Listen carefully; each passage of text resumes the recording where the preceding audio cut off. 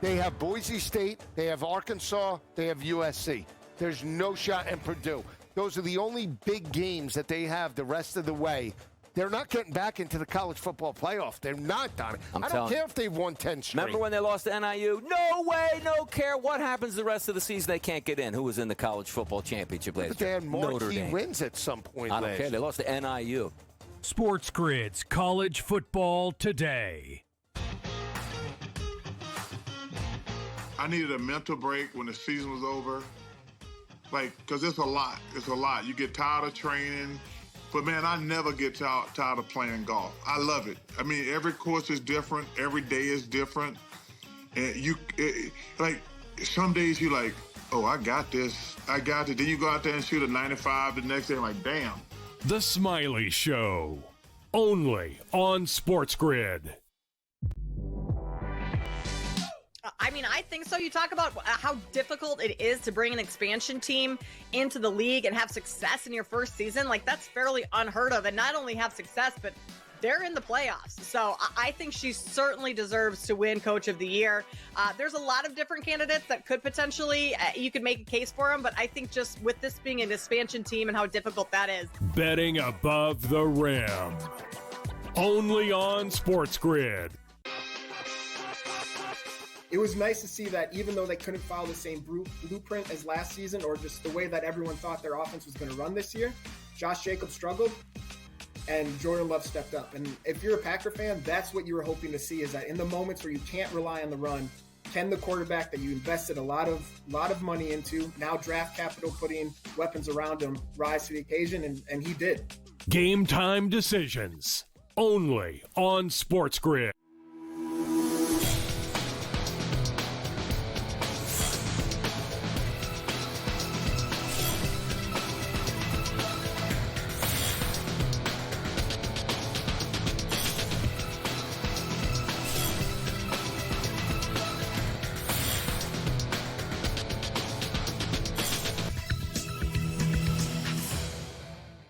Good afternoon. Welcome to NewsWire here on SportsGrid. Happy Thursday. Back to football we go. Tonight, the Buffalo Bills take on the Miami Dolphins. We'll have a full preview here on the show. Mark Zinno will join us, go over the latest in the National Football League as well. Also, check in with Paul Stone with the latest in college football and review, of course, the latest in Major League Baseball as well. And then stick around. We'll give you an update on all the contests out in Las Vegas with Brady Cannon of SportsGrid. Those are just some of the guests that we have on the show today. So stick around for the entire 90 minutes. Let's get started and start off with the story that just keeps getting updated and it gets more peculiar by the minute here. 2 weeks before Kawhi Leonard's first no-show payment. You may have heard about this via Pablo Torre. Los Angeles Clippers apparently made a $21 million payment to Aspiration in a deal that was signed off by the team CFO. That's a lot of money for the Clippers not to know that that's actually happening. NBA currently investigating the Clippers, investigating the owner and Kawhi Leonard to determine if the Clippers tried to circumvent the salary cap by paying Kawhi Leonard to do a no-show job. By the way, the Clippers have released a statement today saying that the Steve Ballmer situation was basically a dupe, saying that he got duped on the reported $118 million investment into this company called Aspiration. The Clippers say that the payments were made to Aspiration until the company was unable to fulfill their responsibilities. Now, here's the interesting part. The full statement also says that Ballmer and his family are focused on sustainability. And that's why the dome that they play in was designed to be a carbon neutral building from its inception and to achieve lead zero status over time, whatever that is, LEED status. So basically, they're trying to make the arena more carbon friendly, more environment friendly. That's what this company Aspiration apparently was supposed to do. But why Kawhi Leonard would be involved in this still remains to be seen. So the investigation continues. All right, let's get to the latest tonight in the National Football League. Pretty big spread, one of the biggest of the season thus far. Buffalo, 11.5-point favorites against Miami. 49.5 is the total. 8:15 Eastern. We'll break this down thoroughly throughout the show. Meanwhile, the D.C. Council has signed off on the Commanders' RFK Stadium project. They're expected to open up a new stadium now in 2030. Finally voted official, according to the District of Columbia, 11-2, new stadium for Washington, third one in 20 years.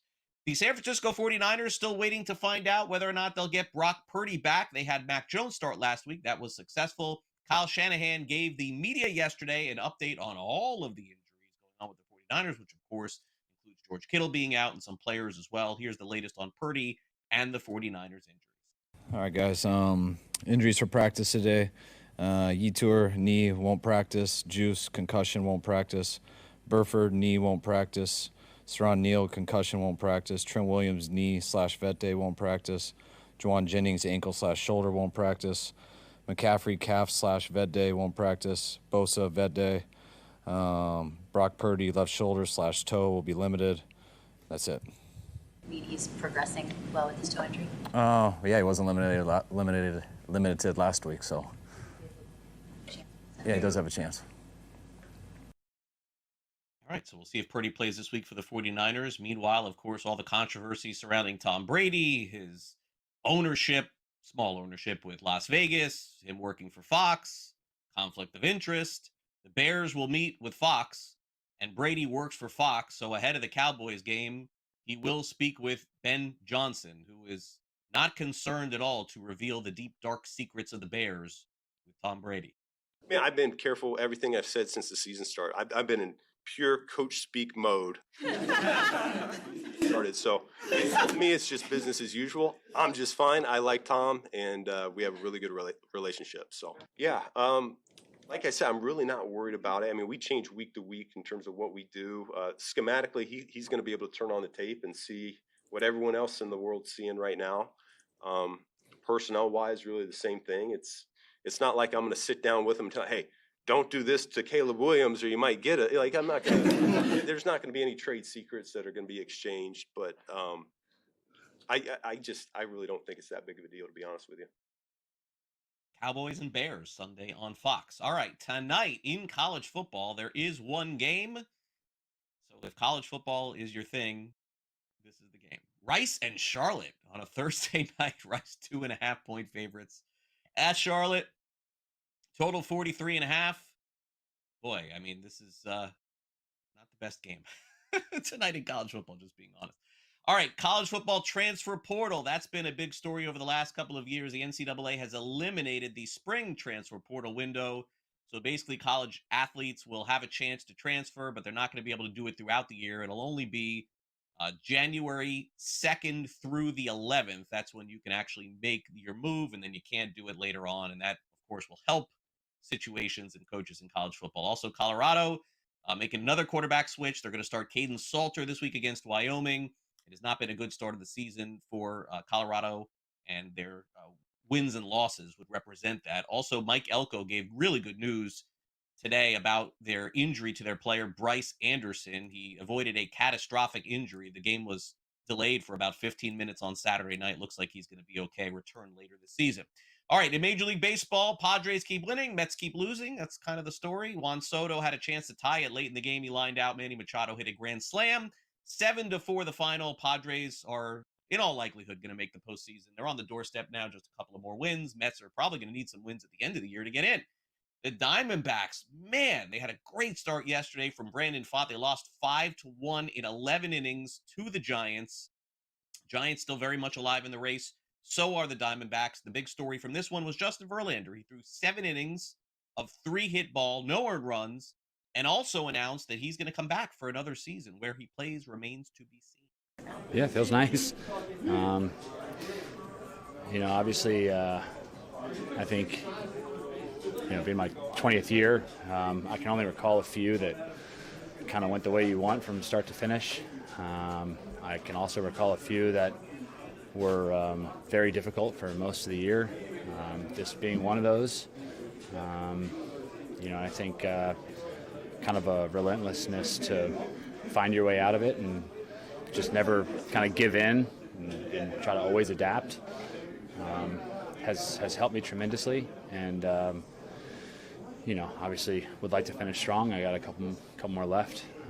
But it's in a weird way a bit more vindicating, because you put in that much work, every day. Verlander probably gets another 1-year deal, I would guess, next year. All right, Cincinnati Reds, they're staying alive in the playoff race. It hasn't been a good run for them in September, but they beat the Cardinals last night 6-2. Also, Blake Snell looking good heading into the postseason. 7 shutout innings. Shohei Ohtani also hit a home run. 5-0 the final there. The Yankees get 2 more home runs from Trent Grisham, having a career season, now 33 on the year. Wow. Yankees pass the Twins 10-5. That was the final score there. The Red Sox walk off the A's in 10 innings, so they keep pace in the wild card race. They win 5-4 in that one. And also Jose Altuve hit a home run, and the Astros hang on to beat the Rangers 5-2. The Rangers have now lost 4 games in a row, streakiest team in baseball by far. Guardians beat the Tigers 4-0. Cleveland 9-1 in their last 10 games, just a couple of games out of the Central in the American League. All right, we'll take a quick time out here on NewsWire. When we come back next, we'll be joined by Mark Zinno and go over the latest in the National Football League. So stay with us here on SportsGrid. We'll have full football coverage, including a preview of the Falcons-Panthers game coming up next here on NewsWire. Don't go away.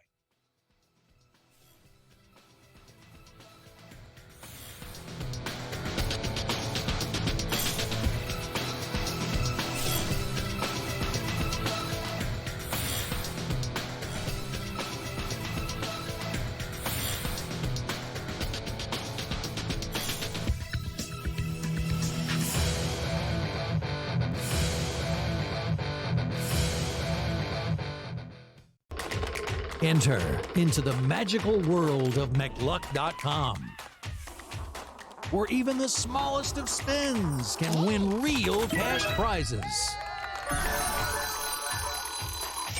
Adventure into over 1,000 of the best Vegas-style slot games. So what are you waiting for? Unlock your free welcome offer today.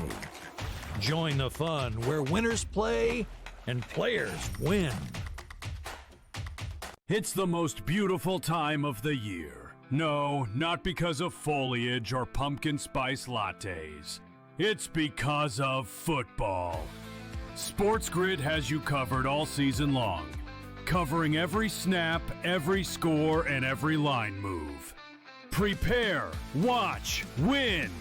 Weekends are for winners. Only on SportsGrid.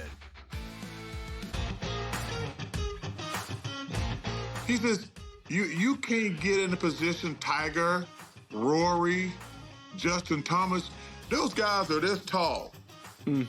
You're never gonna be as flexible as them. You got a lot more leverage and like you got a lot of more moving parts in those dudes. The Smiley Show. Only on SportsGrid.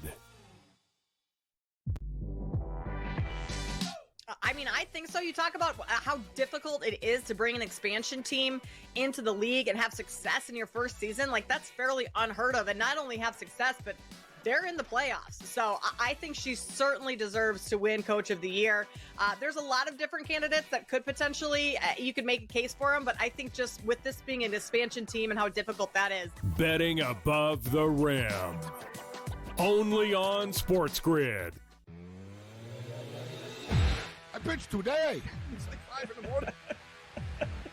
We hammer it. He tells everyone, listen, I'm telling you guys, Esteban Loaiza is in no condition to pitch tonight. We all hammer it. We bet against the Toronto Blue Jays.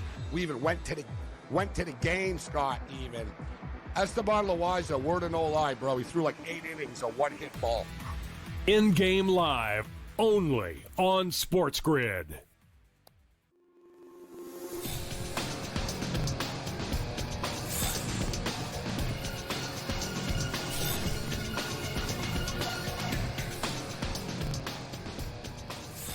Welcome back to NewsWire here on SportsGrid. Let's take a look at one of the games in the NFC South and also dive around the NFL with Mark Zinno of SportsGrid. He joins us now as the Falcons will take on the Panthers this week, and sort of a story of two teams maybe going in two different directions. Falcons looking really good, Panthers not looking so good. So let's get Mark's thoughts on that. The Falcons 5.5-point favorites, total 43.5. It just seemed, Mark, like the Falcons didn't really need to do that much except hand the ball off on Monday night.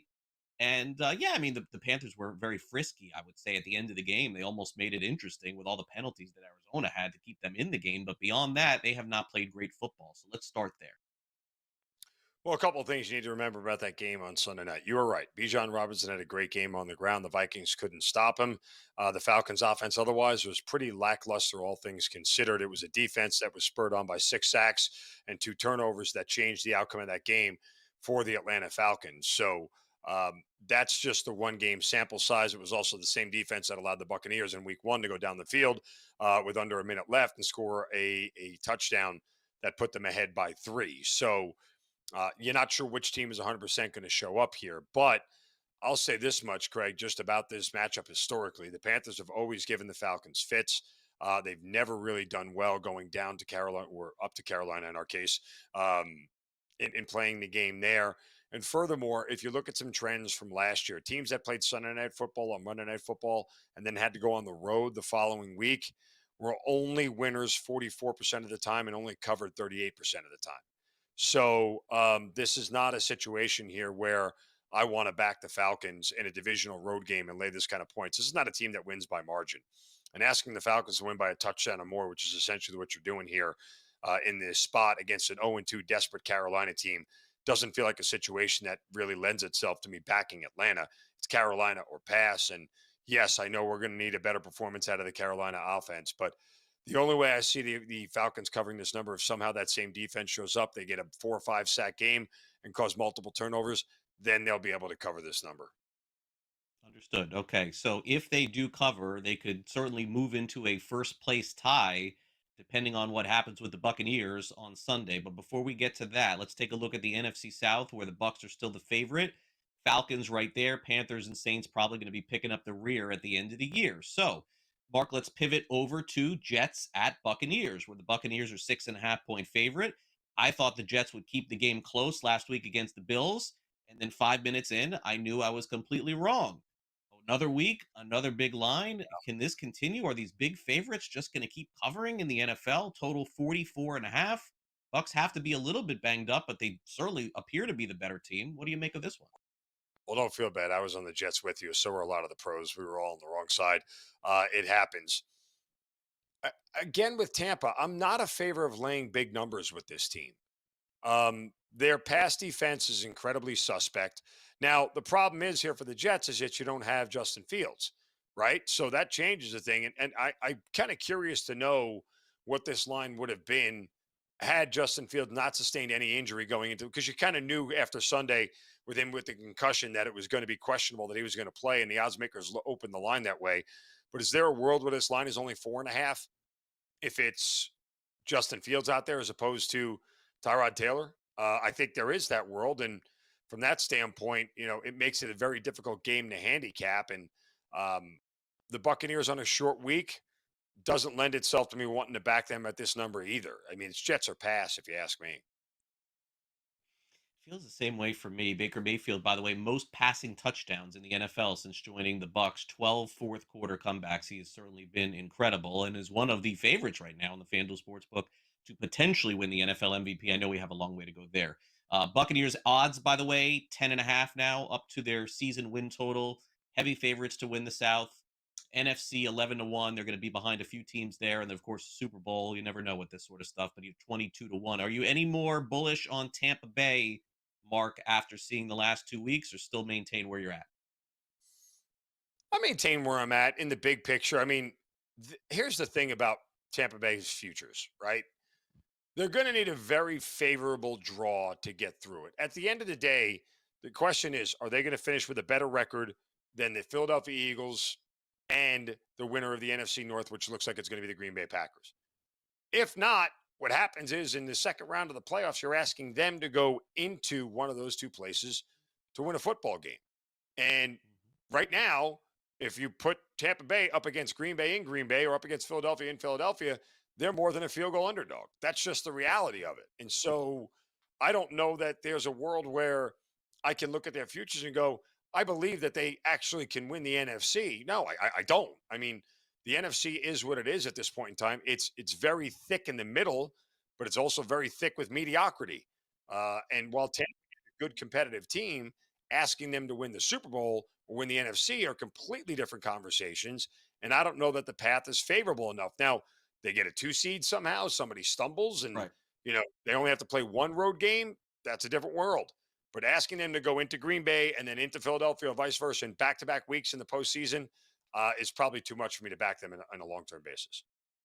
All right. So this line, a lot of folks I hear saying, using the word fishy line. The Bears are a 1.5 favorite over Dallas. The total is 50.5. Feels like all the money's going to be on Dallas in this one. So what am I missing here with this one? A lot of folks wondering why Chicago would even be favored. Because it's an 0-2 team at home that's desperate and has to win. And typically 0-2 teams have done very well in this spot against 1-1 teams on the road. And Dallas last week just gave up 40 points to Russell Wilson, and it's not 2014.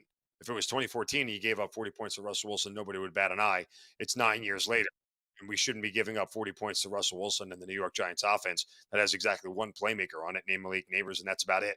So there's questions about the Dallas defense, and maybe the week one performance against the Eagles makes it look like Dallas defense isn't that great. And the Eagles offense probably is still sputtering a little bit or struggling to find their way, especially against premier defenses in this league. So this is a feeling here where this is the week that the Bears offense breaks out. Now, I think that the Cowboys are a great teaser candidate. Take them at 7.5, find another teammate and figure out which one you like the best. But I don't think the Bears can win by margin, but I think they can win the game. All right, Mark, any position tonight at all? 30 seconds to go. Anything tonight? Miami team total over 17.5. If they get blown out, he may get fired tomorrow. Mike McDaniel might be gone. 10 days before the next game. All right, thanks again, Mark, for coming on. Appreciate it. You got it. Sound off up next.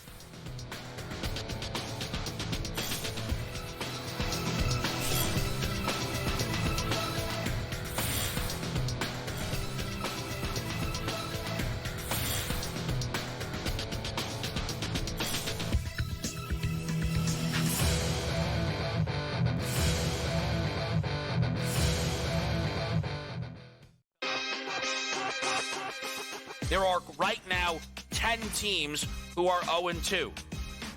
Every team on this list is 0-2. These are the 7 teams through 2 weeks who have already been eliminated from the Super Bowl picture. First, the Cleveland Browns, who I believe were the worst team coming into this season. The Cleveland Browns are absolutely done. Game time decisions. Only on SportsGrid. Josh Heupel. I mean, please, dude, you got to be kidding me. How do you lose this game at home when you've got Georgia on the ropes with a iffy quarterback at best there in Gunnard, and you somehow figure out a way to lose that game? A game, Donnie, of which was pretty much in hand for Notre Dame, 3/4 of it. The early line. Only on SportsGrid. It's the most beautiful time of the year. No, not because of foliage or pumpkin spice lattes. It's because of football. SportsGrid has you covered all season long, covering every snap, every score, and every line move. Prepare, watch, win. Weekends are for winners. Only on SportsGrid. I needed a mental break when the season was over. Because it's a lot. It's a lot. You get tired of training. But, man, I never get tired of playing golf. I love it. I mean, every course is different. Every day is different. And some days you're like, oh, I got this. I got it. Then you go out there and shoot a 95 the next day. I'm like, damn. The Smiley Show. Only on SportsGrid.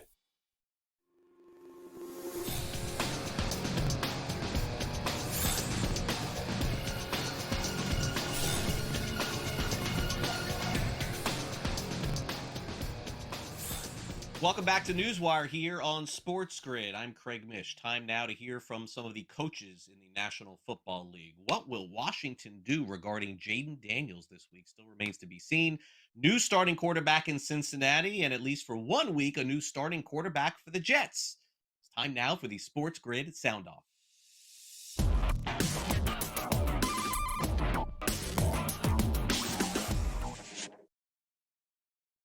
Let's begin with the Washington Commanders. We'll find out tomorrow whether or not Jaden Daniels has a chance to play this week. Could be the Marcus Mariota show. Still remains to be seen. So we thought rather than me telling you what could happen, let's hear from the head coach, Dan Quinn, who said that the best case scenario is Daniels trying to suit up on Friday. So Jaden had a good rehab session today. He also threw out on the field. He won't practice today. And then as we get into Friday, I'll give you an assessment of where we're at after we go through practice on Friday. How much are you finding that you're having to hold him back from doing too much at this point? Yeah, we're going through that process. Like, that's him as a competitor. But we also, recognize the importance of the person, the player, what he means to the franchise. So we're also going to be smart, not just fast in this assessment. But this is a player that's absolutely wanting to do everything all the time. So it was a good start to the week for us, throwing the movements at the position. So we've talked a little bit about return to play, but there are position-specific skills that you do for each one. So he hit those today, which was a good start. And then, like I said, I'll give you the final update on Friday. Do you need to see him back on the field with the rest of the team? Yes. Before you feel okay? Yeah, I would. It's important, timing, reps, the movements. But it was a good first step to it, Nikki. But, we'd have to get some reps for sure. Meanwhile, Cincinnati will be without Joe Burrow for at least 3 months. You may remember this happened a couple of years ago as well when Jake Browning came in, tried to get the Bengals to the postseason. He's going to have to do the same thing this year, too. Here's Zach Taylor on Browning now being more assertive that he takes over the starting job with the Bengals. His voice is a little bit louder, obviously, with thoughts that he has and team he's got familiarity with as well. So, been good. It's his first day of install today. We talked a little bit last night as we were game planning. So he's had a great attitude, and so far so good. So just real quick on that, you haven't shut the door, at least on the season. No.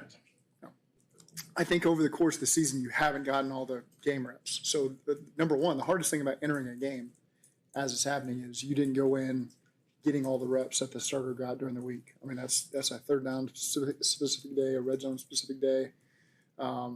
So a lot of times you're doing it live versus 11 other guys for the first time, even with our receivers. Might have done it on air. So it's always impressive when a guy's able to go in and do what Jake did and execute a plan that he really hadn't operated in with the rest of our team. And so did a great job of that. So now you get a chance to calm down a little bit, and he's going to get all those reps. And so I like where he's at right now. He's in a great headspace. See how it goes. I think we'll all wonder to see if the Bengals can hang in this thing with their backup quarterback. Meanwhile, backup and Tyrod Taylor. Those two, words go hand in hand there, the word and the name. Tyrod's back again, and he's back starting in the National Football League. Here's Aaron Glenn on the injury report for the Jets, ruling Justin Fields out with a concussion. All right. When it comes to injuries, one person that I can just say out right now would be Justin. He's still going through his protocol. All right, so he'll be out. When it comes to Josh Reynolds, Kane, Jay Tefeli, Jermaine Johnson, Tony Allen, Michael Carter, we'll see how that goes with the week. I've competed against him a number of times. There's an element within him that we also have in Justin that I like a lot. And the fact that he's been in this league for a long time, there's no coverage, there's no pressure that he hasn't seen. So that's why I have confidence in him. And he's a very studious person, good athlete. Again, been around this league for a long time. There's no better player that you would want as your backup quarterback than him at this point in time. Our mindset going to this week is, listen, we're traveling to go to Tampa to go win a game. Right, and that's what the focus is, and it starts today with us out in practice in the meeting room. So we're looking forward to it. It's going to be a tough battle. I know how the team operates. I know how he operates. But again, our mindset is to go down and win. I think right now the Jets probably would love to know if Justin Fields can suit up even next week. All right, quarterbacks, of course, hot topic right now in the National Football League, especially in Oklahoma, where John Mateer has jumped into the Heisman Trophy conversation. If that's going to continue, he's going to need to beat Auburn this week. Paul Stone will tell us whether or not that will happen. We talk some college football next here on SportsGrid.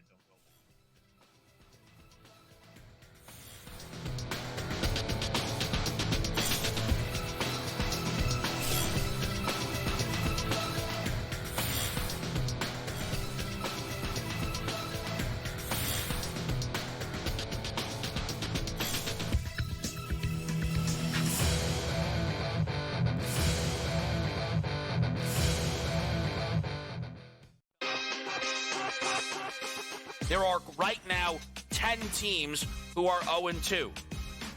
Every team on this list is 0-2. These are the 7 teams through 2 weeks who have already been eliminated from the Super Bowl picture. First, the Cleveland Browns, who I believe were the worst team coming into this season. The Cleveland Browns are absolutely done. Game time decisions. Only on SportsGrid. Josh Heupel. I mean, please, dude, you got to be kidding me. How do you lose this game at home when you've got Georgia on the ropes with a iffy quarterback at best there in Gunnard, and you somehow figure out a way to lose that game? A game, Donnie, which was pretty much in hand for Notre Dame, 3/4 of it. The early line. Only on SportsGrid.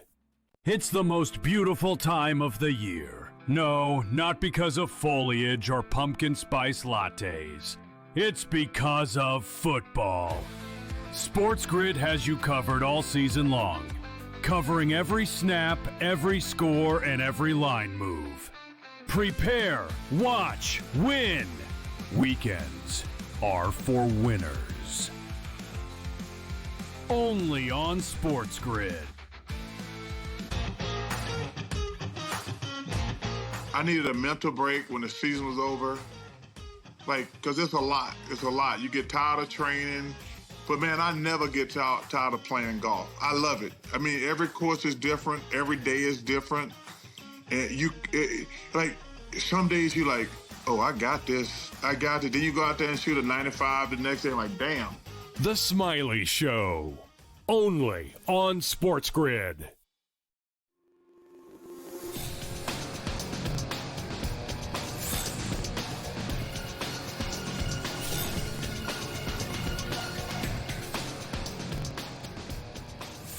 Nobody better at breaking down college football than our next guest. Paul Stone joins us courtesy of Paul Stone Sports. Make sure you check out his website and, of course, catch him on all his media appearances throughout the week. But this is our prime time, me and Paul, when we get to go one-on-one throughout the week here on Thursday. Paul, great to have you back here on NewsWire once again. Appreciate it as we head to another big week in college football. One of the biggest games on the board will commence at 3:30 Eastern time. Very intriguing matchup you don't see very often. Auburn takes on Oklahoma. We got a Heisman Trophy candidate, by the way, out of Oklahoma. I don't think a lot of people thought that going into the season.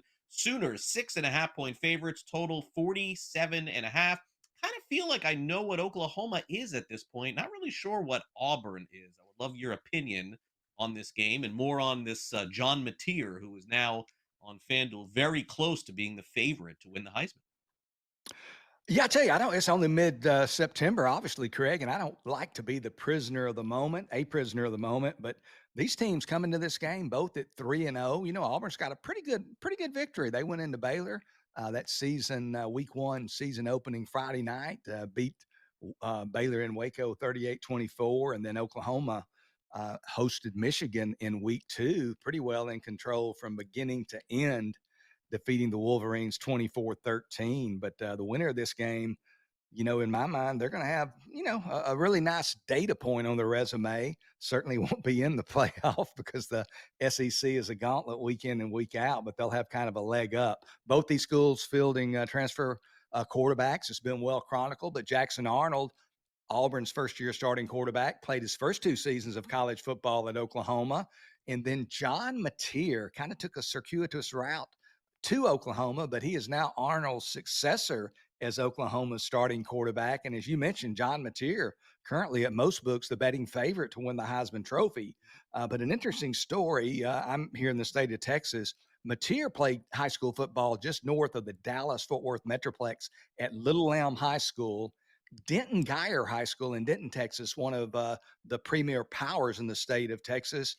That's where Jackson Arnold played high school football. Mateer 1 grade ahead of Arnold, but actually Arnold, a big-time 5-star recruit, could have gone anywhere, ultimately initially signed with Oklahoma. Mateer, on the other side, thought of as much of a baseball player as a football player, originally committed to Central Arkansas, FCS Central Arkansas, to play both baseball and football. Washington State came in late, went to Washington State, watched during 2023, but when Cameron Ward went to Miami, He burst on the scene in 2024, a big year last year at Washington State, almost 4,000 total yards offense. So John Mateer, a true dual threat guy. There's a lot to like about both these teams to this point, but I just like Oklahoma at home. I like their roster by a slim margin. They're the more complete football team. But what it really comes down to, in my opinion, the wild card from my chair is John Mateer. I mean, this guy just seems to be a man on a mission. They follow his lead. I think Oklahoma's a team on a mission. They're playing with so much confidence. He's just got that moxie. He's got that attitude. Statistically, he's thrown for 944 yards to this point, rushed for another 161. Last year, Oklahoma in the 134 team FBS structure, they were at the very bottom in almost every major statistical passing category. This year, they're much closer to the top. It's because of Mateer and receivers like Deion Burks, a field stretcher who has 17 catches for 225 yards and 2 touchdowns to this point. I just like this Oklahoma team. I think they're bound ultimately for the playoff. I like Oklahoma -7 now over Auburn. Yeah, 6.5, 7. I guess that was a line maybe earlier in the week. All right, so now let's get to the next game, Paul, for you to break down. And boy, what a great story that was. I wonder if you have one for us here. All right, so Baylor faced Auburn, of course, in week 1, and now we're going to talk about them. They're 2.5-point favorites. Should be a very highly contested battle against Arizona State. In fact, a lot of love right now for Baylor quarterback Sawyer Robertson. Here's ASU head coach Kenny Dillingham on Robertson. Take a listen to this, Paul. Yeah, I actually recruited him out of high school. Didn't get him. Went to Mississippi State to play, you know, he's a heck of a player. He's accurate. He's tall, big, so he can see over the line, make throws over the middle of the field really well, which is obviously a strength of a taller quarterback. Super intelligent, better athlete than people give him credit for. Like, he's a big dude. I went and saw him throw live at a practice back in high school. So really good player. He's had a lot of success the last 2 years there. So it's going to be a good challenge for us. Paul, 10 touchdowns, 2 interceptions in this early part of the season. Great start for Robertson.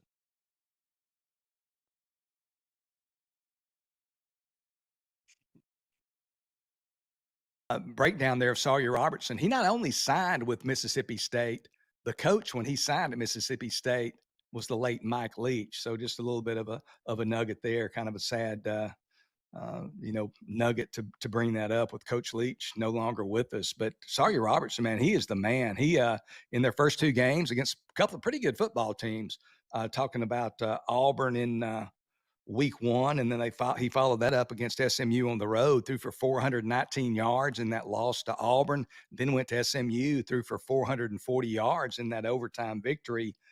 They've averaged in those 2 games 8.8 yards per attempt, so almost 9 yards an attempt in those games against Auburn and SMU. So that's a really robust average. And the difficulty with Baylor as well, and I know Kenny Dillingham knows this, is they don't just have 1 or 2 receivers you gotta cover. They got a lot of guys that can catch the ball in space and make things happen. In fact, they've already had 3 wide receivers have 100-yard receiving games through 3 games this year. Those guys being Josh Cameron, Ashton Watkins, and Cole Wilson. Then they also have a tight end that they use. Michael Trigg was a big-time recruit. He was second team All Big 12 last year.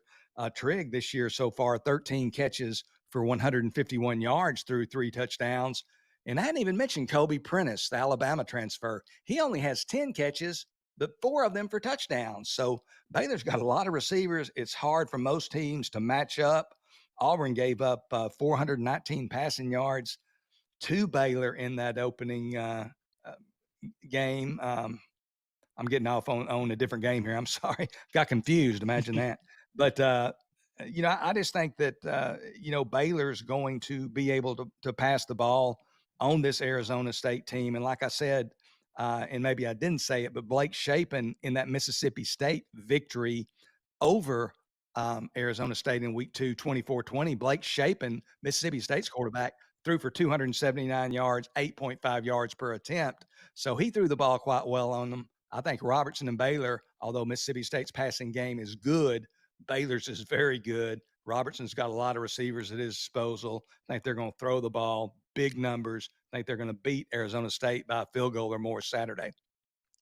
2.5 point spread there. All right, Paul, let's close it out with a game that, if you asked me to break it down, Paul, couldn't do it. That's why we have you here. North Texas takes on Army, with North Texas mean green, right? 50.5 is the total here.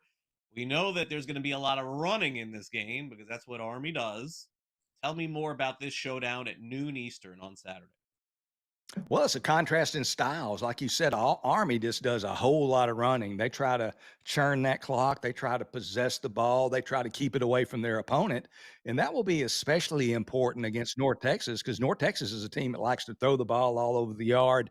Averaged 43 pass attempts last year to North Texas, threw the ball on 60% of their offensive plays. But I just like this Army team. Their quarterback, Dwayne Coleman, missed their week 2 victory over Kansas State. They beat the Wildcats 24-20 as a 16.5 point underdog after losing their season opener as a 14.5 point favorite.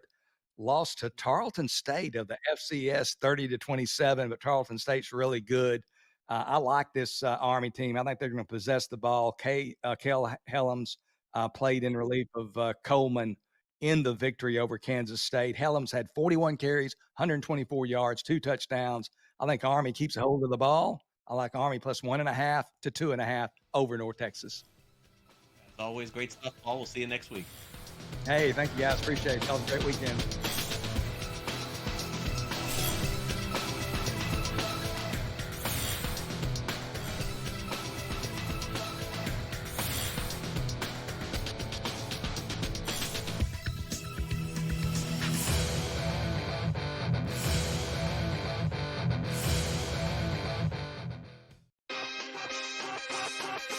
Credit to the Giants, who were so good in April and then since then just kind of fell apart. Now they're back in it again. I think the Mets will get in, but it is fascinating that they'll play the Marlins here the last 3 games of the season. And I know without a doubt that the Marlins are going to line up Sandy Alcantara, Yuri Perez, and top guys to try and beat the Mets. Game time decisions. Only on SportsGrid. They trade Marina Mabry, then they turn around, and then obviously they fire Teresa Weatherspoon, and it's been a hot mess. You go and, draft Cardozo and Reese, basically 2 of the same player, meaning bigs that can't step out and shoot. So it's a little bit of a clown show when you talk about the Chicago Sky. Betting above the rim. Only on SportsGrid.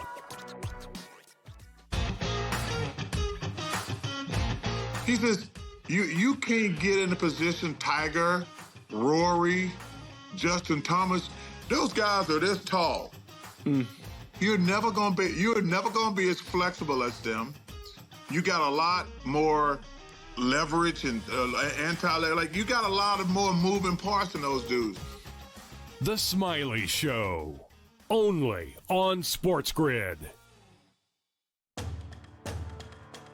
I like the shadows coming in, Neyland Stadium. Show High me those school, 3:30. Joe, Back we in the played day, all our games on Saturdays. Maybe 1 or 2 games on a Friday night away. I always loved that. Same thing in college. Hated Friday night football games in college. I don't like. I understand why they do it prime time, and we have to play. But going back to when we grew up, Keith Jackson. Yeah. Action. Throw another pancake on that plate. Yeah, That's let's go, it. Keith Jackson. That's my guy here. SportsGrid's College Football Today.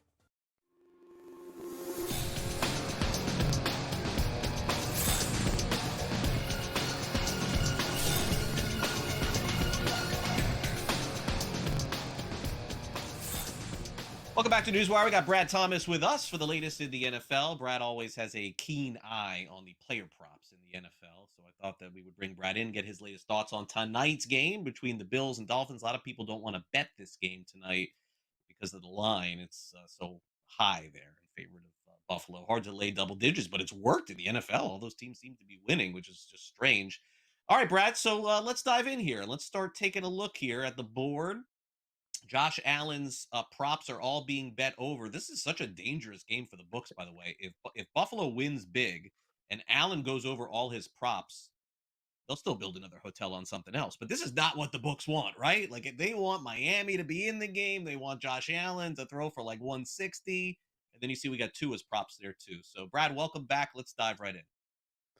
Yeah, you talk about Josh Allen being bet. One line that I thought was really interesting that's being bet up is Josh Allen rushing yards, right? It started out at 31.5, then went all the way up. Now it looks like there's some buyback down to 27.5. It was really weird to watch the bettors flock to Josh Allen rushing yards. I know he ran the ball successfully in back-to-back games, but I consider this a lower leverage game. And what I mean by that is Josh Allen doesn't need to run the ball against Miami.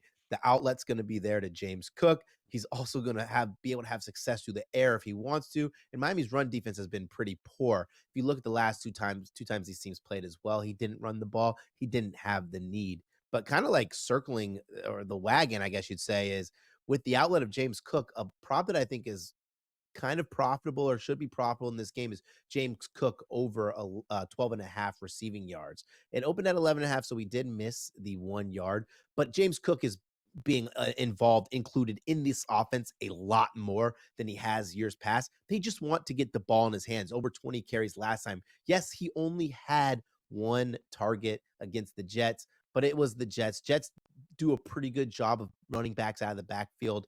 I think the Miami Dolphins, who historically allow a lot of receiving yards to running backs, will struggle with this. Yeah, I agree. And by the way, there's some big line movement with Josh Allen's passing yards from where it was yesterday to today. We can show you that here. I'm a little scared. I don't want to see Mark Zeno on my screen, but it's right there, 233. Go ahead, Luke. Throw it up there. I'm giving our director crap. 233.5 on Allen. It's now 238. That was yesterday. And then Tua, well, that is today too. Wow, we're having a great show here. Tua Tagovailoa 238.5 is what it was, and now that's gone down by a point. All right, so let's not screw up anymore. Let's go right to the player receiving yards. You mentioned Cook. I'm going to throw 5 out at you here, and this is just the dynamic of Buffalo in particular, and that's why I like your opinion on Cook, because generally speaking, you can't predict which receiver or tight end is going to go big for the Bills. So Hill is at 68.5. Khalil Shakir is at 43. Keon Coleman at 44.5. Waddle at 47.5. And then Kincaid went up from 29.5 to 33.5. So I guess bettors feel like that's one of the key figures in this game.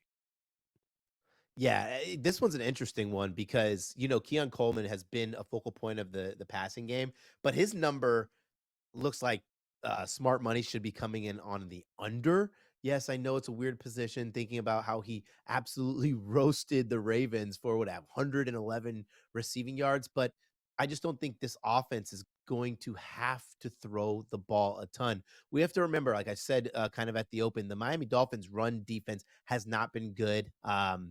They've allowed 277 rush yards so far. They've been reliant. The Bills have been reliant on James Cook. Also looking at that, Tyreek Hill's number is interesting because if you look at his receptions total, set at 5.5, which has been set at 5.5 for 3 consecutive weeks now, 1 miss, 1 not miss, they're not really going deep. It's for Tyreek Hill, it would have to be kind of some yards after the catch for him to hit his total over. But I also don't know exactly. Let me put it this way. I don't wish injury on anybody, but the amount of pressure and the amount of sacks that the Miami Dolphins are allowing on Tua Tagovailoa, I don't know for full certainty that he's going to be 100% throughout this entire game if he's taking big hits and big shots, which means he's definitely not going to be throwing the ball deep to Tyreek Hill. So I don't really like Tyreek Hill's over at all. Yeah, big shot last week that they took was him running back to the ball and the 2 defenders, falling down and running the other way. But it counts in the scoreboard. If you don't watch the game, that's what it was. All right, so the Buccaneers are 6.5 point favorites this week against the New York Jets. We were talking about this earlier, Brad. This was one of my huge misfires last week, was thinking that the Jets could keep things close against the Bills. Like instantly, the only good thing about that game, Brad, is if you bet it, instantly you knew you lost. Like you didn't have to wait for Liam Cohen to go for it on 4th down or anything like that. Like you didn't have to wait for that. You knew you were dead from the very beginning. But it is the NFL, and getting 7 points or 6 is a good proposition usually. Would you go back to the well here with the Jets? Yeah, I mean, probably, right? You probably could take the Jets and feel comfortable. I had a plan for this game when I knew Justin Fields would go out. I'd lay on the Bucks, and then I'd wait for a little bit of steam to get the 1.5. The line actually went down with the news that Tyrod Taylor would be starting. I think people are really excited here. But for me, it's how do the Jets find success in this game? The Buccaneers, yes, they're banged up on both sides of the offensive and defensive line, but they still have studs rotating in defensively. They're a great run stopper. So are you going to drop Tyrod Taylor back 35, 40 times to try to beat the Bucks through the air if you're not having run success? I don't think so. And I really like the last two gritty wins from the Tampa Bay Buccaneers. Things weren't going as smoothly, weren't going as planned. Baker Mayfield put the team on his back. I think now they can breathe a little bit for a team that's not as stout as either, and they're playing at home. And I got to add this. It's the creamsicle game. They'll be dressed in the white with the creamsicle stripes for this game, which is going to be a big occasion for Buccaneers fans. Anything else in particular, Brad, before we let you go, you want to throw out before we go? I hate to, I'm sure you have something that we didn't discuss. I want to just give you that chance. We got about 30 seconds. Let's see if we get something good. I took the Bills team total over 30.5. I thought the number was just 1.5 too low. Bills have hit this number in 3 of the 4 against the Dolphins. Dolphins are dead last in defensive success rate, dead last in defensive EPA per play. Bills at home, I think they run it up. All right, Brad. Good luck with all the games this week. Thanks again for spending some time with us here on NewsWire. Really appreciate it. Absolutely. Thanks for having me. Good luck. All right. Coming up next, we hear from our friends at Front Office Sports. The Tuned In event is going on right now. They were there talking to the commissioner of the NBA and Major League Baseball. Right back.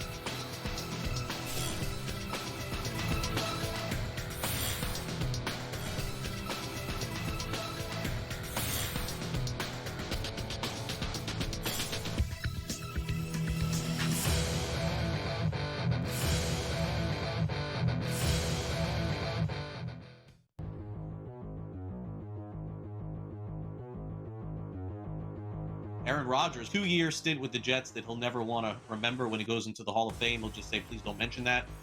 Now he's with Pittsburgh, and he had his best game since Green Bay. Threw 5 touchdowns. Is it 5, right? Am I right about that, Sam? I don't want to screw this up, too.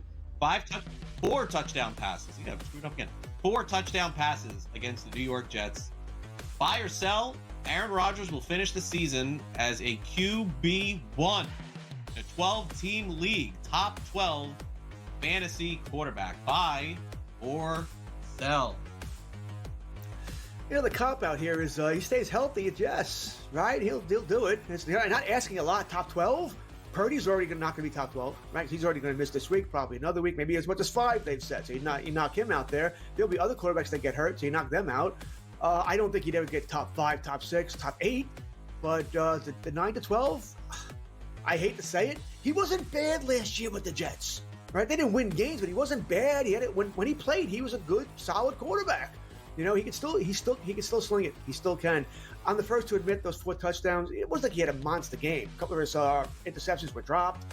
You know, that should have been picked off there. It seems like passes he did complete were for touchdowns. A couple of breakdowns by the Jets as well. So I don't see him really as going to win a league for you. But I'm going to buy this if he stays healthy. Hell, just give me 15 games, and I think he can be top 12. So I'll buy this. I'm going to sell it. Yeah. I mean, games against the Browns and games against the Ravens. And look, I don't know if the Jets defense is as bad as they've showed. If it is, then this may be his best game of the season. So, yeah, I'm going to sell. I think he's on the outside of this looking in. Fantasy Sports Today. Fridays starting at 3 p.m. Eastern. Only on SportsGrid.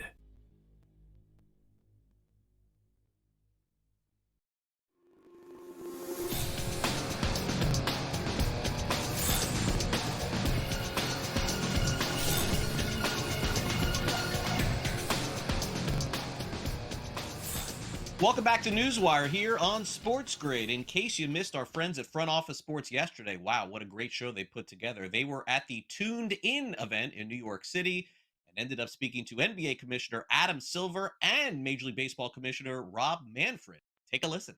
We were joined by the Commissioner of the National Basketball Association, Mr. Silver. Thank you so much for joining us. So let's talk about this new broadcast deal that you got coming up just a month from now. NBC, Amazon joining the fray. Is this an exciting new endeavor that's happening for the NBA? I mean, you got to interview Maria Taylor, and how exciting is that she's going to be hosting our new broadcast on NBC and Peacock. We're thrilled. Obviously, we have Disney and ESPN returning. Been incredible partnership over 2 decades, and Amazon in addition to NBC Peacock. I think it brings a lot of new energy to telecast. For the first time, all of our games are going to be streamed nationally, globally for that matter too. That's a really big deal, and I think with the next phase is going to be adding all kinds of different optionality to these telecasts. So, with streaming comes an ability to add different feeds, other audio, gaming, shopping, social media chatter. I mean, I think it's the next level engagement for our fans, so we're thrilled. Coming off a very exciting NBA championship, going into this season, it feels like there's so many great things the NBA is doing. Can you give us a little bit about what you're most excited about as commissioner that people can look forward to this season? I'd say, well, what I just talked about, I think, again, at the end of the day, we're a media company. That's really what scales. Finding new and different ways to reach fans is really exciting. I think another initiative I've been spending a lot of time on is a potential league in Europe. The Deputy Commissioner and Chief Operating Officer, Mark Tatum, is sort of taking the lead on that, but I've been spending a lot of time in Europe, talking to potential stakeholders, new partners around that league, seeing opportunities of the level of interest in the marketplace. There's some incredible basketball being played in Europe.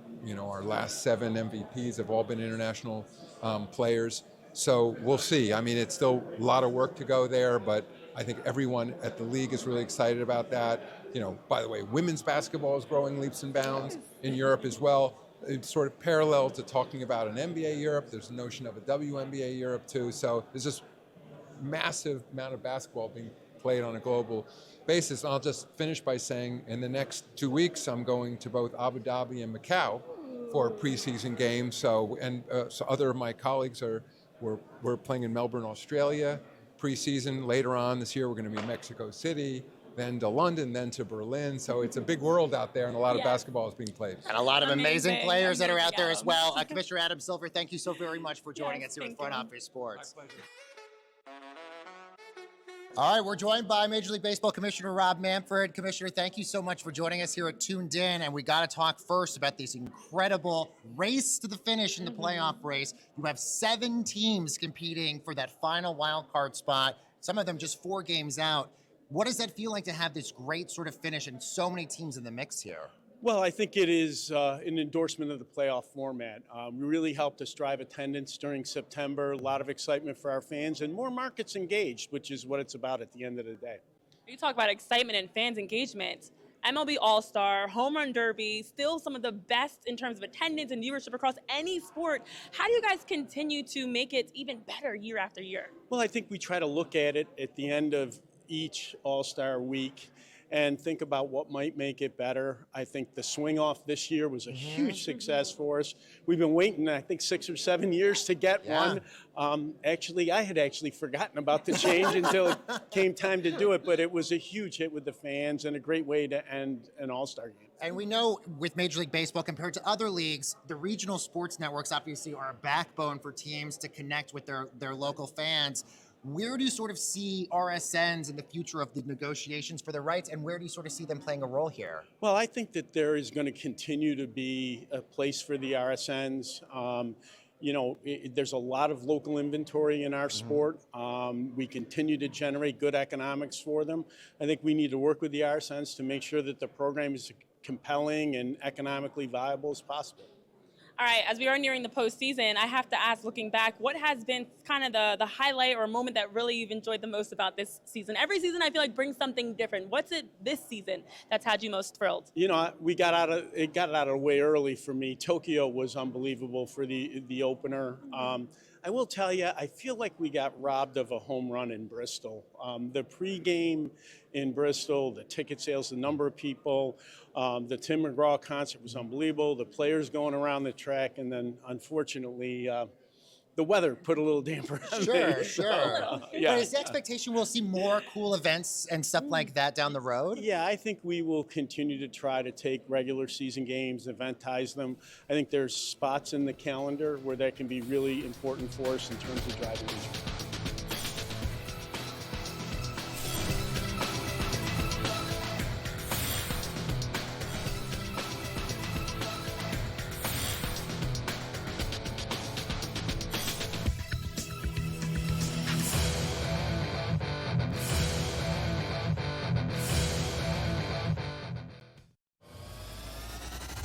if you're in the Super Bowl market, if you're in the futures market, that's a big deal. Yeah. Tyreek Hill is heavily connected to the Kansas City Chiefs. I am sure it would be Tyreek's first place if he could pick to go back to. At least I would think it would be. And the Chiefs have a need, and the Chiefs are interested, and they're not worried about any of his other question marks. Pro Football Today, only on SportsGrid. 51-0, Donnie. Yeah. Those numbers don't lie. Georgia, every time they rush for over 200 yards, that's dating back from 2017 against FCS and FBS opponents. They don't lose. The 2 years that they won back-to-back national championships, year one, they rushed for over 208 times. Year two, when they beat TCU, that year they rushed for over 206 times. SportsGrid's College Football Today. Look at the weather, try to look for some anytime touchdowns or maybe some props that you really feel confident about. But it's always the time for urgency, especially for a team like the New York Giants. I think that defense is something that can give Giants fans hope. And then if you get Dart under center, it's hope. And then if you can get Scatterboo out there and the whole building's going boo, it's hope. And as we know, hope works. Fantasy Sports Today, only on SportsGrid. It's the most beautiful time of the year. No, not because of foliage or pumpkin spice lattes. It's because of football. SportsGrid has you covered all season long, covering every snap, every score, and every line move. Prepare, watch, win. Weekends are for winners. Only on SportsGrid.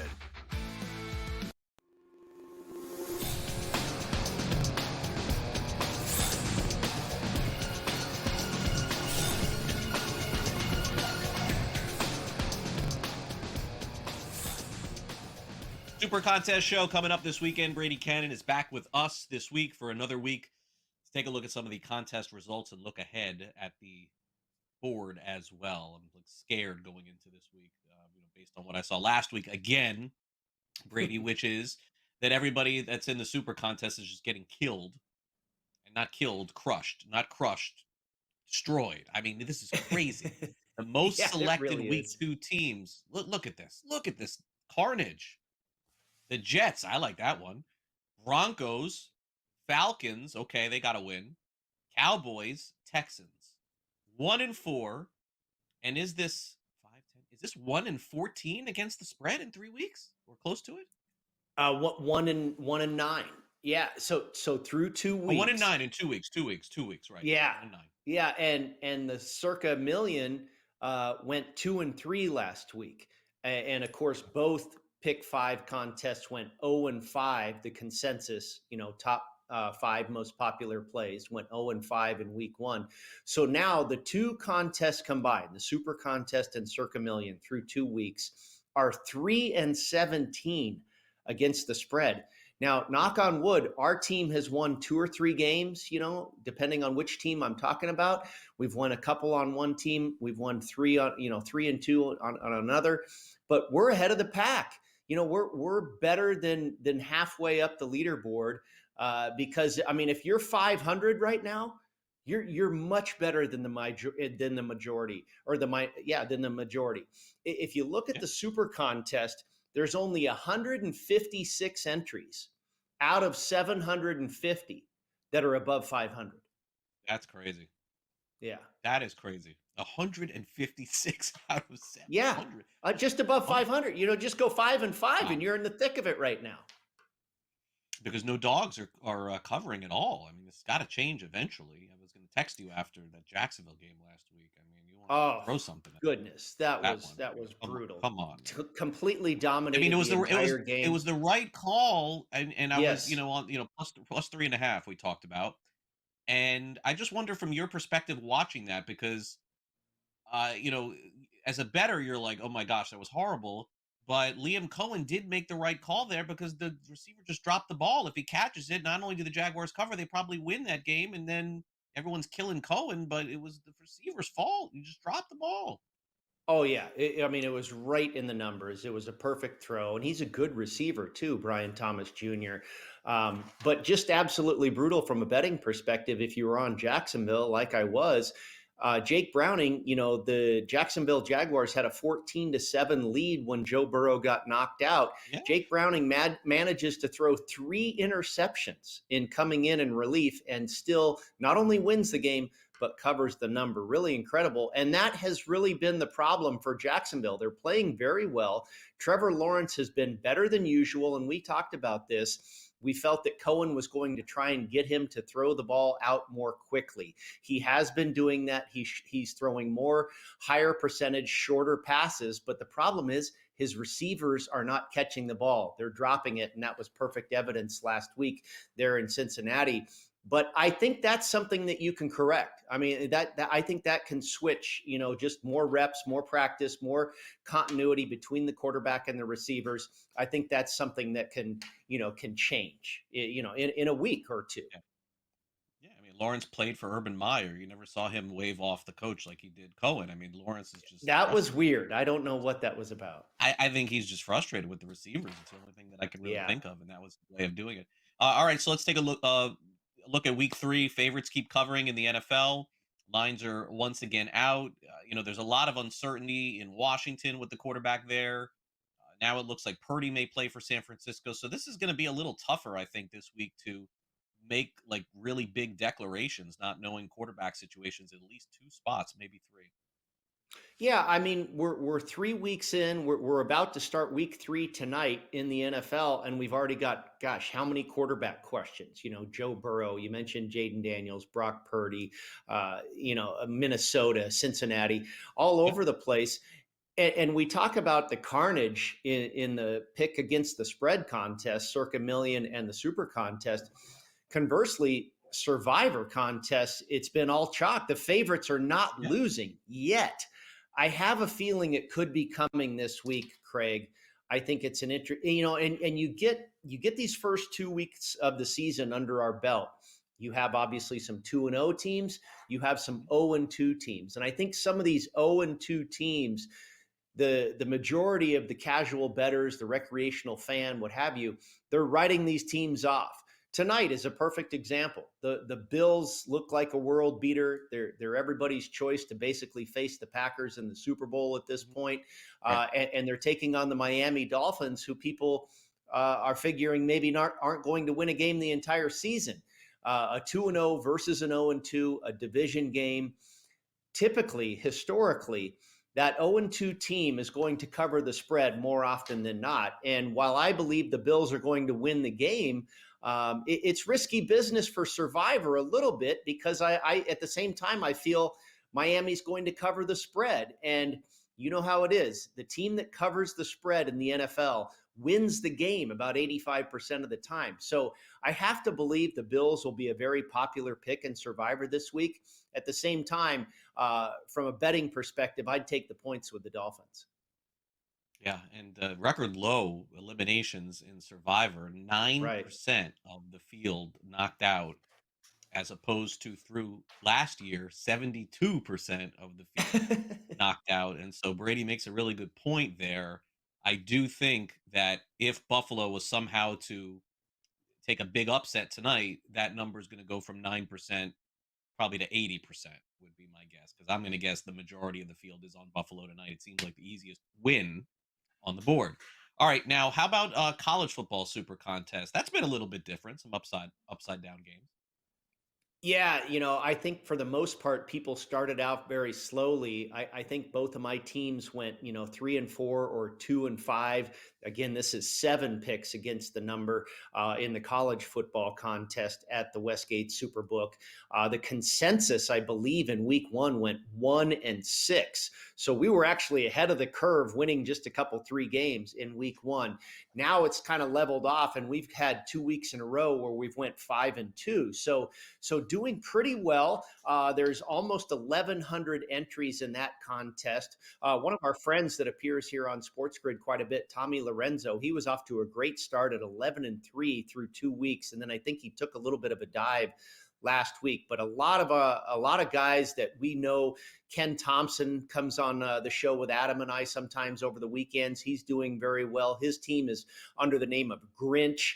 Steve Fezzik, you see his name. He's doing well in the college football contest.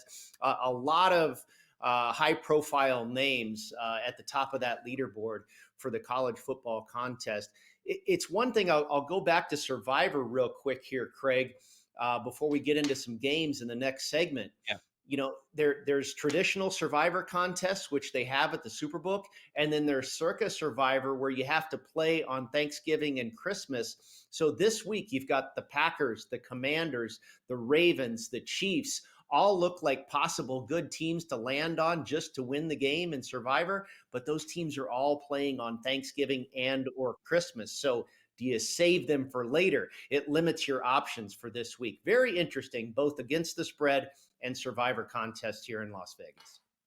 Yeah, and by the way, do you find, Brady, in some of these contests that it's hard to stay away from some of the marquee games because just you feel like so much information is out on those? I feel like diving into the lesser games just has to be more difficult because you have to handicap so many. It takes more guts because, it is good to be in the minority, as you know. If everybody's on the Bills tonight and they lose, boy, you'd love to have another winner deep down the board, one of those ugly games that nobody's on. Yeah, agreed. All right, Brady's going to join us next. If there are going to be upsets in the NFL this week, I would guess that there's a few that we're going to look at next. I'm hoping that is the case. We can't just have chalk all season long. It feels like I'm rooting for the books. It's not the case. I'm rooting for chaos.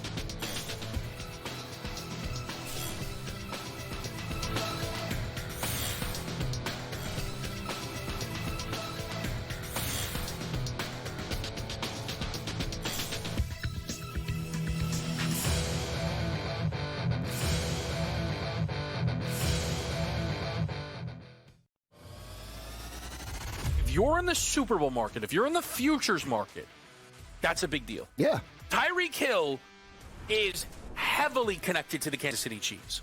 I am sure it would be Tyreek's first place if he could pick to go back to. At least I would think it would be. And the Chiefs have a need, and the Chiefs are interested, and they're not worried about any of his other question marks. Pro Football Today, only on SportsGrid.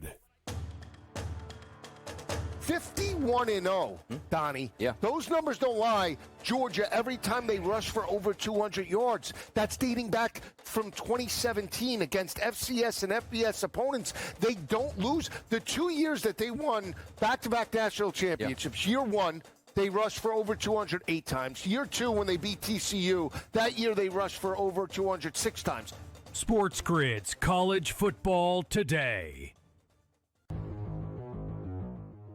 Look at the weather, try to look for some anytime touchdowns or maybe some props that you really feel confident about. But it's always the time for urgency, especially for a team like the New York Giants. I think that defense is something that can give Giants fans hope.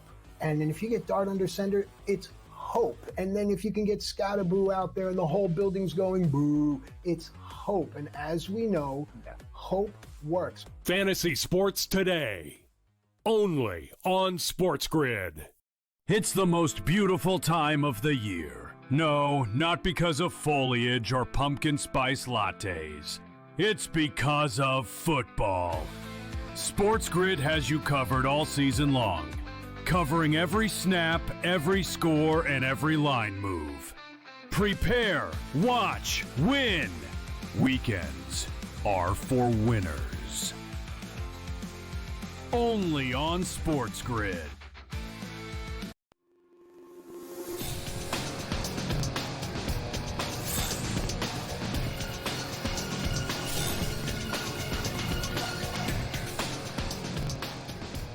All right, welcome back. Let's see if Brady and I are on the same page on some of these games this week. I always enjoy this. All right, so Brady and his team 2-3 last week, and that's above average in this day and age of picking games in the NFL. So, okay. See if actually a winning week can produce maybe a big jump for Brady and James Salinas and Mike Pritchard this week in the Super Contest. So let's start off with the first game we're going to talk about here. The Colts have earned themselves a 2-0 record, and that means 4.5-point spread against the Titans. Total of 43.5. I can't imagine 2 months ago what this line was. It could not have been this high. I know that. I think maybe Tennessee probably could have been favored in this one, but Titans are having a really hard time, Brady, protecting Cam Ward. That's my issue here. It's like I know Tennessee's not going to go 0-17. I know the Colts are not going to go 17-0. So is this one of those matchups where we can see the home dog take advantage of a team that's flying as high as they have in years? Well, this is one of those really interesting contests that we kind of alluded to in the last segment, where you have a game or a team you might like against the spread, but you might like the other side in a survivor contest just to win the game outright. I mean, you would think the Colts would be able to win this game outright, but are we putting too much stock in on the Indianapolis Colts? They played 2 games. One of them was against the Dolphins, and we know that team doesn't look too good. And should they really have won last week? That weird call at the end with the field goal. We might be talking about an entirely different vibe here if the Colts come in 1-1. By the way, you mentioned what was this line before? At the Westgate Superbook over the summer, this was a pick 'em. And now the Colts are out to a 3.5, 4.5. Who knows? Maybe we'll get to 5-point favorite. I really think this is a situation where the dog could cover here.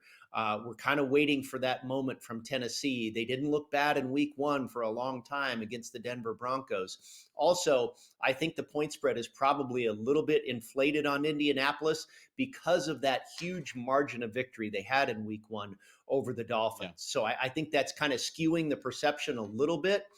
Yeah, the Colts could win the game, but I don't think they win it by 5. I don't think they win by a touchdown. I'll be on the Titans here plus the points. Survivor, whole different ball game. Yeah, understood. All right, so Jaguars, Texans, point spread tells us this is a dead even game, total 44.5. Look, I mean, could the Jaguars have won last week? Sure, that's not the way that you look at this in the NFL. I'm wondering what your thoughts are on Houston. I feel like, I hate to say 0-2, 0-3, their season is over, but it sure feels that way. And by the way, what is DeMeco Ryans doing? Like, they have a ton of talent on that team, Brady, and it feels like, they have the ball and they're trying these long drives and handing the ball off like 50 times. Like, why did they pay C.J. Stroud? Why did they pay Nico Collins? I can't figure this one out, but I could see Houston just becoming Houston again and winning this game. Weird start for them. Yeah, a division game. I think anything could happen here. I think these two teams are relatively equal. Houston obviously off to a bad start. You mentioned all that talent. Unfortunately, there's not a lot of it on the offensive line, and that is creating pressure on CJ Stroud. It's, made the running game basically non-existent. Jacksonville off to a great start, like we've talked about. I think Liam Cohen is absolutely the real deal, and I think DeMeco Ryans is a good coach as well. This is a worse start he's gotten off to in his short tenure there in Houston. But this is an interesting stat, and I think so much in week 3 is about perception. We're ready to dump on the 0-2 teams, and we're ready to crown the 2-0 teams. 0-2 versus 1-1 in week 3. 0-2 versus 1-1. Over the last 10 years, that 0-2 team covers over 70% of the time. Wow. So it just kind of goes to show that so much is skewed by our eyes, what we've seen for just a couple of weeks. Remember, it's only been a couple of weeks. So, yeah, I think a lot of these ugly dogs might be barking this weekend. All right, so this is the ugliest dog of them all, and I can't go there. I cannot go to the Saints because I do think, Brady, at some point, and I don't know when, the wheels are going to fall off this team. I don't know. I liked what I saw from Seattle last week. I understand it's 7 and a hook. I don't know that this would be a play for me or not. I think eventually the Saints are not going to play these like super close games and keep them tight. Maybe this is another one this week at Seattle, perhaps. This total is 41.5. Seattle could have won the first game, and then I don't know. I just feel like they're on the right track, and I know who Seattle is, and if my eyes are telling me that eventually something negative is going to happen with them, then that's usually the way that I go. I probably would have to find another dog this week. This could be one of those survivor games that takes a lot of people out. This is projected to be a top 2 or 3 pick in survivor, probably contests all over the country, especially Circa Survivor, where you have Seattle not involved in any of the holiday games. It feels to me like the Saints are going to show up here. And they're, again, one of those teams that people have written off. They're getting out of home, away from the spotlight and the pressure of being in New Orleans. Seattle's home field advantage is really a myth at this point. It hasn't been the case. I think maybe they're being inflated a little bit off of a weird looking win last week. I don't think they were by any means great. Sam Darnold is still turning the ball over. I don't think they have a high flying, prolific offense. I think they're going to run the ball here. They're going to play defense. The Saints are going to play defense. I made this number 4. And I think that's what you could probably, bank on here. Seattle winning by a field goal or 4 points feels right to me. And here we are again, another one of these situations, Craig, where it feels like the favorite's going to win the game outright, but the dog is going to cover. And that is really risky business in Survivor contests. I've already bet the Saints, and I was able to get it at 8. And I think that's a good bet. I'd still take 7.5. But gosh, when you're betting one side to cover the spread and you're thinking about betting the other side to win the game, that is really a tough needle to thread. I'm just getting scared of these dogs in the NFL. I mean, eventually I know it's going to turn. All right, so do you have a position at all with not knowing what's up with Purdy here? Mac Jones, 49ers minus 1.5 against the Cardinals. Cardinals played nobody the first 2 weeks, so I'm not really sure what to make of them.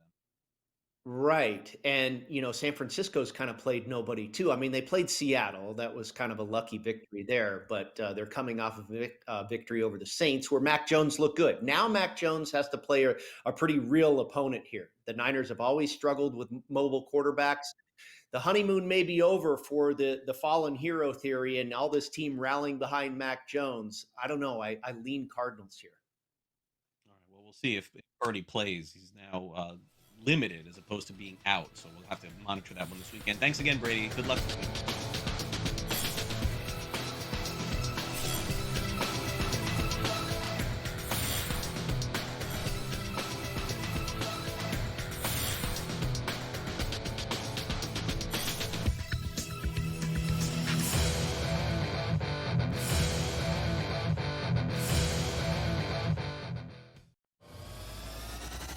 You're in the Super Bowl market, if you're in the futures market, that's a big deal. Yeah. Tyreek Hill is heavily connected to the Kansas City Chiefs.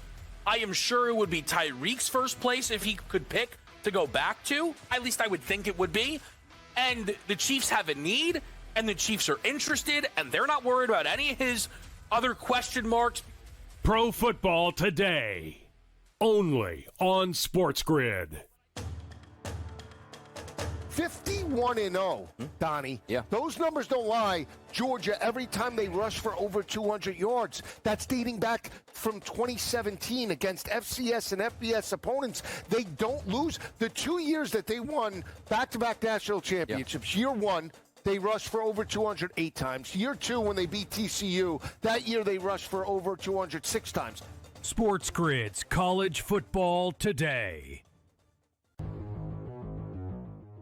Look at the weather, try to look for some anytime touchdowns or maybe some props that you really feel confident about. But it's always the time for urgency, especially for a team like the New York Giants. I think that defense is something that can give Giants fans hope. And then if you get Dart under center, it's hope. And then if you can get Scatterboo out there and the whole building's going boo, it's hope. And as we know, hope works. Fantasy Sports Today, only on SportsGrid.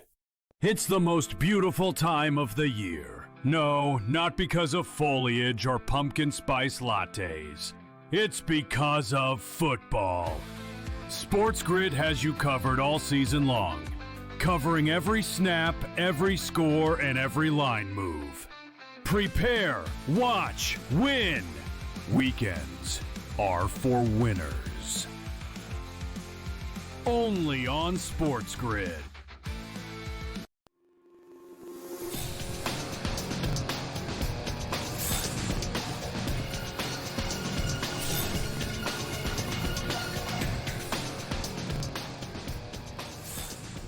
All right, welcome back to NewsWire here on SportsGrid. As we get ready to wrap things up, we'll see what Kyler Murray has up his sleeve in terms of posting on social media. Also, the Colts co-owner has been very heavily involved in gameplay, which is interesting as well. We'll also have the very latest on what the Giants rookies are up to in terms of called hazing? I mean, I don't know. I guess there's a little bit of it too. Let's get to some last licks.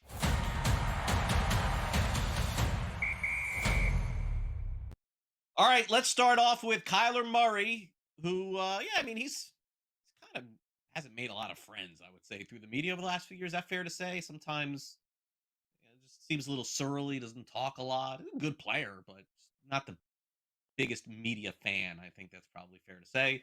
Not going to make more fans as well here. Kyler Murray goes on social media the other day, and a very cute post. Looks like he has a great dog here. I think that's really cool that he's posting about having a dog, but also did it while wearing the jersey of who I would guess is his favorite quarterback, which is none other than Michael Vick. And I think the Michael Vick story is a really good story in life. It seems like Vick learned a lot from that whole dogfighting stuff many years ago, spent some time in jail, of course, for doing that with animal cruelty, and feels like he really turned his life around from that. But the optics, not the best when you have a dog and you're wearing a Vick jersey, considering that he was not only accused, but ended up being convicted and going to jail for dogfighting. So Murray issued an apology. Is this much ado about nothing? Probably innocently. Yes, I would say so. But when you have to apologize for something, it means you did something wrong, which means you end up on shows like this at the end of our show today. So Kyler Murray with an apology there. Fascinating story. By the way, this dates back to last season, if I'm not mistaken. This is not just something that's happening right now. So Jim Irsay, as you may know, was the owner of the Indianapolis Colts. His family was the owner, still are the owners of the Colts, but Irsay passed away. So Carly Irsay Gordon has taken more of a prominent role within the organization now that Jim Irsay, of course, has passed away. And she could be seen, and I believe they pointed this out for the first time during the preseason, wearing a headset. There was a big column in the Indianapolis Star about it, about how basically she said, point blank, I was not prepared to take more of an active role in the team. So I thought, let me immerse myself as much as possible by listening to these human beings give out plays and what they're doing. It's not a matter of the owner spying. I think this is a fantastic idea. Why not? If the owners want to be more involved with what's going on, it's not micromanaging. It's taking notes, learning who's who on the team, learning the plays that are being called. And Daniel Jones, the quarterback of the Colts, also commented saying that this is awesome. I'm in complete agreement. It has nothing to do with feminism, male, female, whoever. I think that if you can learn more and absorb more when you have an investment in something, then you should take every activity possible in order to do it. So I think this is great for Carly Irsay Gordon. So does Daniel Jones. She's on the sidelines taking notes, writing things down. Okay, I mean, she owns a team. She should be able to do any of that. I cannot imagine anybody being opposed to this. So some of the coaches have to be a little bit more careful what they say. Okay, fine. You work for her. That's the deal. Finally, this happens all over Major League Baseball at the end of every season. The rookies have to do stuff in baseball for the veterans. Happens everywhere. So this is not unusual. I'm telling you now. Usually they do it at Wrigley Field. Was this where it was, though? By the way, Frank, I'm not sure. But the San Francisco Giants made all of their rookies get dressed up in Scooby-Doo costumes. Either one or two things happen. Either they have to get dressed up in costume when they go on a plane, or what happens is they go to Wrigley Field, and what they do is they have to go across the street in these costumes and get coffee and embarrass themselves a little bit. Usually it's the Wrigley Field thing. I don't know if this is what it was. I think I see a plane behind there, right? There you go. So okay, so yeah, so they go on a short plane flight. They have to get dressed up as Scooby-Doo. This is what they do. It's actually kind of fun. No issue with that as well. Okay, thanks to all of our guests here on the show today. Thanks to Mark Zinno. We saw a lot of him on the show today. Thanks to Paul Stone. Thanks to Brad Thomas. And thanks to Brady Cannon. All great guests here on the program today. Appreciate all of them participating. Also, a quick reminder, we got Thursday Night Football coming up. The Buffalo Bills, depending on where you're betting it, 11.5, 12-point favorites, maybe more by the time it kicks off. Total of 49.5. Potential MVP Josh Allen. What's not to like? We'll be covering this game tonight on In Game Live and also Game Time Decisions. So make sure you stick around throughout the day for that as well. Thanks again to our director, Luke. Luke's taking the day off tomorrow, so we'll see Luke back here on Monday. You'll never see Luke, but you may hear from him through me. Thanks to Frank, and thanks to all of you for streaming our little show here called NewsWire. I'll see you back here for a Friday edition of the show at noon Eastern. Have a great day, everyone.